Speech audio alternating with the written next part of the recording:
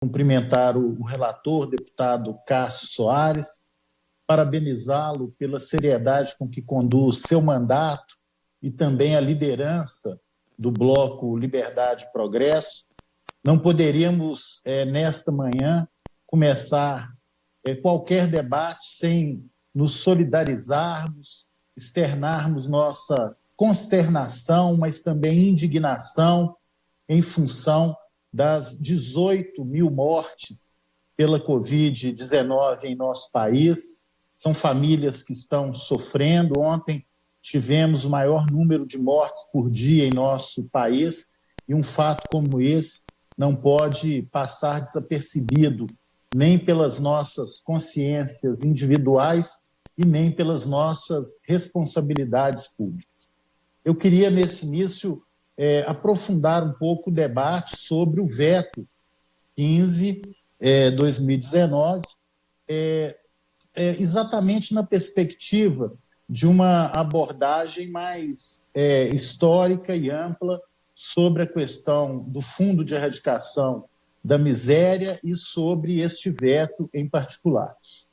A criação de fundos de erradicação ou da miséria ou da pobreza tem as suas variantes de denominação, tem previsão constitucional e, em Minas Gerais, passou a ser lei em 2011, a Lei 19.990, de dezembro de 2011. Naquele momento, Minas Gerais era um dos poucos estados que não se aproveitava dessa possibilidade constitucional que previa uma tributação adicional sobre produtos supérfluos. A fonte de renda maior para um fundo de erradicação, de acordo com a Constituição e com as leis posteriores, deveria ser essa tributação adicional de até 2% sobre produtos supérfluos.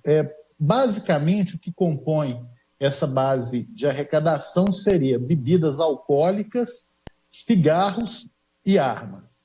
Então, em 2011, o governador Anastasia encaminhou esse projeto de lei à Assembleia, teve o nosso apoio, inclusive eu fui o relator desse projeto, até porque entendia que nós precisávamos de um reforço de recursos para a área da assistência social. O deputado João Leite, que também foi secretário de Desenvolvimento Social, também muito empenhado, muito comprometido, assim como o deputado Agostinho Patrus, deputado Cássio Soares, eu próprio, nós sabemos dessa fragilidade orçamentária da política de assistência social, entre outras, que não tem a vinculação constitucional como saúde e educação, por exemplo. Então, era uma boa alternativa de você destinar recursos vinculados a ações de combate à miséria. A Assembleia Legislativa, naquele ano, sob a presidência do deputado Diniz Pinheiro, realizou um seminário estadual, seminário legislativo sobre pobreza e cidadania, sobre o fim da miséria em Minas Gerais. Eu coordenei esse seminário legislativo e uma das propostas foi exatamente nós implementarmos o Fundo de Erradicação da Miséria em Minas Gerais. Então, assim o fizemos, aprovamos a legislação. Essa legislação ela tem tempo determinado, precisa ser prorrogada, ela vale sempre até o primeiro ano do próximo governo, e ano passado o governador Romeu Zema, então, encaminhou a proposta de prorrogação da vigência desse fundo, de acordo com o que já estava previsto e permitido constitucionalmente. Assim que esse projeto, ano passado, chegou à Assembleia, houve muito debate, um debate absolutamente legítimo, aprofundado, sobre a natureza da questão tributária, sobre a questão da aplicação, sobre a performance de desempenho do Fundo de Erradicação da Miséria. E naquela oportunidade, inclusive em audiências públicas e também com o trabalho técnico dos gabinetes e também da Assembleia Legislativa, nós percebemos que ao longo dos anos a aplicação do Fundo de Erradicação da Miséria fugiu àquele objetivo central de focar nas atividades finalísticas que pudessem, de fato, contribuir para a erradicação da miséria e da pobreza em nosso Estado. Então, nesse sentido, sem nos opormos ao centro do projeto, que era exatamente a prorrogação dessa tributação adicional, e aí reitero e repito, não se tratava de imposto novo e não se tratava de ampliação de carga tributária, era simplesmente a prorrogação de uma tributação já existente. Esse debate foi feito, inclusive, com representantes do próprio partido do governador, que naquele momento questionaram. E nós, mesmo sendo uma oposição, mas uma oposição absolutamente responsável e comprometida com a estabilidade das finanças no Estado de Minas Gerais, nós colocamos favorável, pelo menos a maior parte, né, dos deputados e deputadas, mas buscando um aperfeiçoamento da legislação, para que esse desvirtuamento da aplicação do recurso do Fundo de Erradicação da Miséria pudesse ter uma paralisação. E esse desvirtuamento não é um desvirtuamento de natureza moral ou ética. O governo usou e está usando estes recursos principalmente para o pagamento de pessoal da Emater, pagamento de pessoal da SEDESE e ações de transporte escolar. Ou seja, ao invés de concentrar a utilização dos recursos em ações finalísticas, o governo utiliza principalmente para pagamento pessoal decorrente, óbvio, da crise fiscal que vem se agravando no Estado de Minas Gerais. E isso ocorreu, justiça seja feita, né? Não foi simplesmente a partir de 2019. Isso ocorreu principalmente com o agravamento da crise fiscal e com o verdadeiro cerco que Minas Gerais sofreu a partir de 2017 e 2018. Então, essa performance de gasto com os recursos do Fundo de Erradicação da Miséria, ele mantém 2018 e 2019. Então, nós buscamos, através de um substitutivo, e quando eu falo nós todos os blocos, né, os deputados e deputadas de maneira suprapartidária. Nós construímos, inclusive, em acordo com o líder do bloco de governo, um substitutivo que pudesse, mantendo essa prorrogação, ou seja, não prejudicaríamos as finanças do Estado, retirando a possibilidade de uma receita aproximada de 700 a 800 milhões de reais ano, mas buscando garantir que os recursos fossem efetivamente utilizados para as suas finalidades previstas em lei. Então, nesse sentido, apresentamos esse substitutivo coletivo. Esse substitutivo aperfeiçoou a destinação do Fundo de Erradicação da Miséria. Aí uma conquista, e o deputado João Leite mencionou, muito importante foi a vinculação desse recurso ao pagamento do piso mineiro da assistência social. O piso mineiro da assistência social é um recurso repassado para os 853 municípios no âmbito do Sistema Único da Assistência Social, um repasse fundo a fundo, ou seja, nós alocamos o recurso no Fundo Estadual da Assistência Social e cada município recebe uma parcela mensal, um valor fixo, de acordo com o número de famílias inscritas no CAD único. Esse piso mineiro tem previsão legal, inclusive eu tenho orgulho, né, e a Assembleia também, porque ela aprovou, de ser o autor da lei que criou o piso mineiro da assistência social, também em 2011. Então, nós vinculamos a utilização de parcela desse recurso do Fundo de Erradicação da Miséria ao pagamento do piso mineiro da assistência social. Isso entrou na lei, foi sancionado pelo governador e está sendo cumprido durante o ano de 2020. Nós tivemos o cuidado, e aí o presidente da Assembleia, os líderes partidários colaboraram, de, além disso, colocarmos no orçamento de 2020 mais 20 milhões de reais para que o Estado pudesse fazer o acerto dos atrasados de 2019. Em 2019, o Estado pagou 44,6% de recursos destinados ao piso da assistência social. Então, nós carimbamos 20 milhões para o pagamento do atrasado em 2019 e a previsão de pagamento regular e automático em 2020. Em 2020, esse pagamento está sendo efetivado, em 2019 ainda não foi feito com esses 20 milhões o pagamento do atrasado. Então, queria já deixar claro que isso foi uma grande conquista que nós tivemos, nós da Assembleia, ao discutirmos e elaborarmos o substitutivo ao projeto que prorrogava essa tributação adicional. Agora, nós colocamos outros dispositivos que buscavam maior controle social, para que a Assembleia tenha uma maior participação no controle da aplicação desse recurso. Um destes dispositivos foi a previsão de uma conta específica para o Fundo de Erradicação da Miséria. Esse foi o artigo vetado pelo governador. E aqui eu queria até fazer um destaque, né? A interpretação jurídica, é isso que nós estamos discutindo aqui, até porque o relator, o deputado Cássio Soares, tem um profundo compromisso com a área da assistência social, inclusive contribuiu muito na aprovação desse substitutivo, mas é porque, do ponto de vista jurídico, existem interpretações sobre os artigos que fundamentam o veto do governador. A questão está no veto do governador. E é aí que eu queria um pouco aprofundar.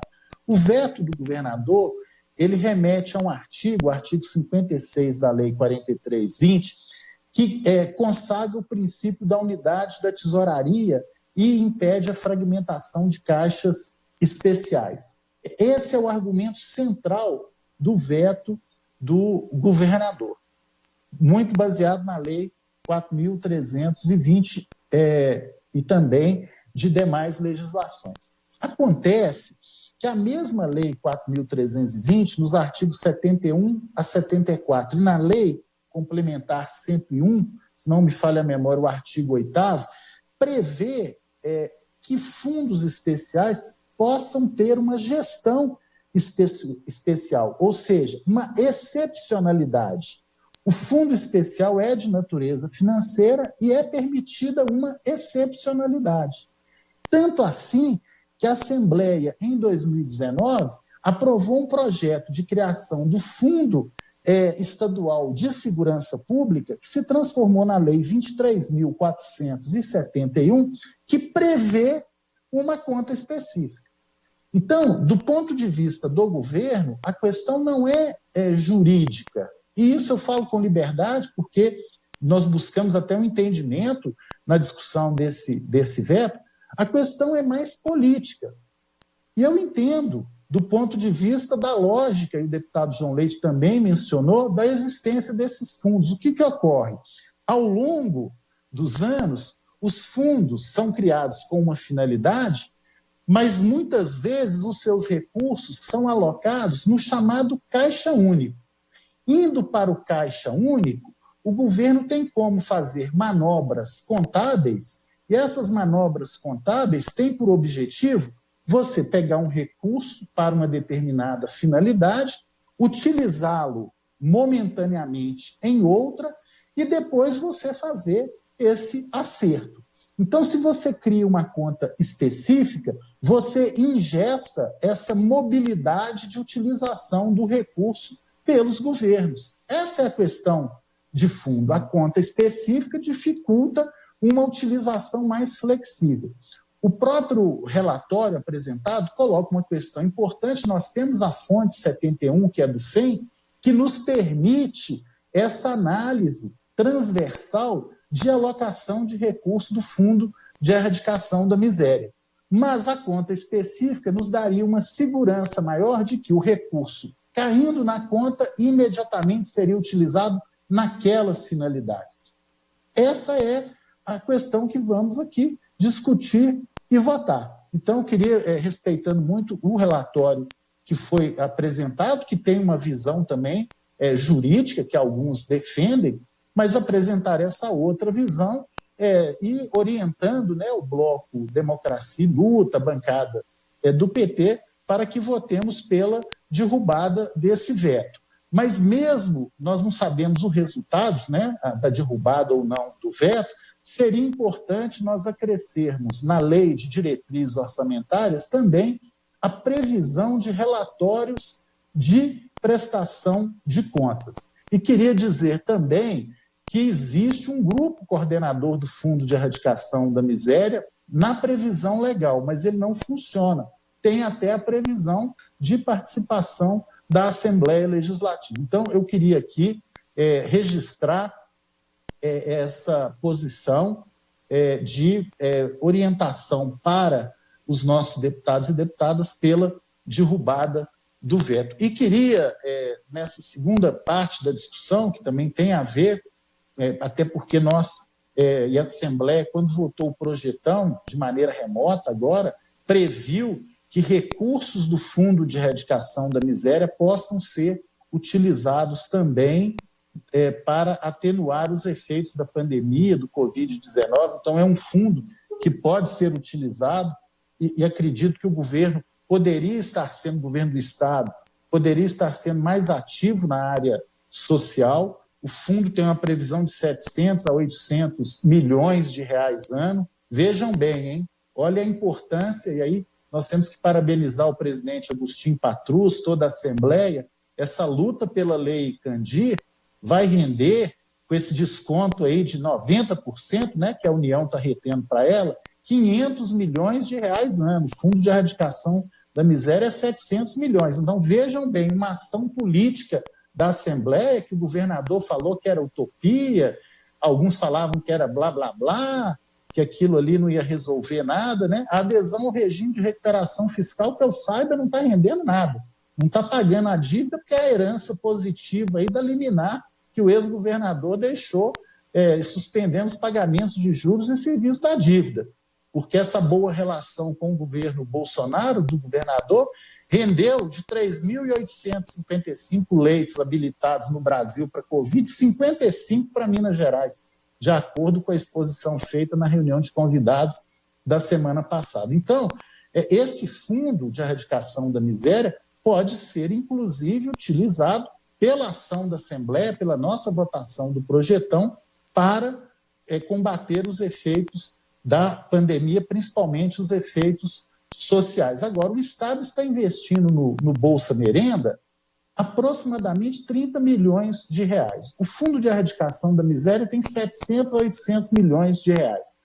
O Bolsa Merenda, de 1 milhão de crianças e jovens em situação de extrema pobreza em Minas, vai atender 380 mil crianças. Eu estou falando vai atender, porque mesmo aquilo que o governo anunciou, sequer metade de crianças e jovens, dados dessa semana, tiveram acesso ao Bolsa Merenda de R$50. Então, nós estamos precisando de uma posição mais ativa do governo de Minas Gerais, né? Muito importante, uma discussão que começou a ser feita aqui hoje também, né? É verdade que essa compensação da Lei Candir é muito aquém do que Minas deveria receber, né? 7%, 8%, mas já é importante porque é 500 milhões ano.